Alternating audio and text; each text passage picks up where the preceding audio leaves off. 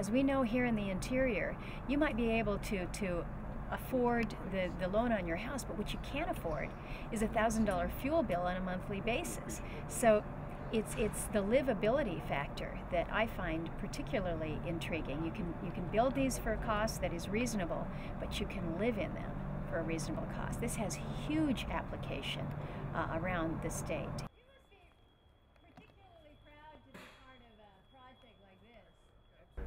You see these houses over here in wetland. This is seasonally floods over here. Mm-hmm. So these are on steel piles. You just barely see the houses. You see how I didn't know they were over there. So they're on steel piles embedded to refusal in the gravel permafrost below, which is not unlike what goes on in villages with driven piles. Right. This foundation over here is the foundation we started working on initially in Anaktuvik Pass, and that they've adopted for the North Slope. And it's a thermal raft, so it keeps the ground frozen underneath it. You must be particularly proud to be part of a project like this. Absolutely.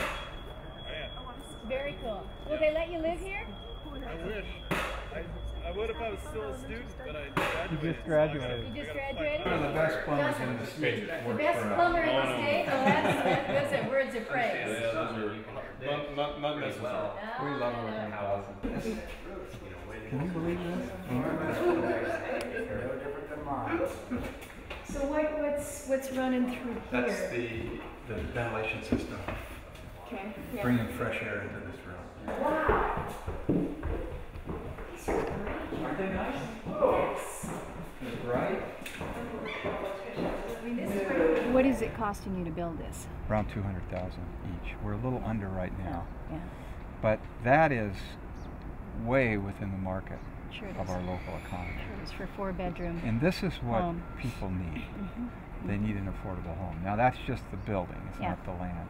But marginal land like this is cheap. And it's near town, which is good, but the soils are poor. So that land is fairly cheap because they can afford it. Now what are we going to build on it? Are we going to build a 3-sided log cabin with an outhouse? Or are we going to spend a little more for a highly efficient home that's an investment to live in? Well, and we know the story all too well. You get people that go to the bank and the banker looks at what they've got coming in and say, you can qualify for this. And they have completely misjudged what it's going to cost on a monthly basis for your utilities, which just sock you. It has got right to be a part of the deal. You know, when you're paying $1,000 a month to fill up your fuel tank, your mortgage is secondary.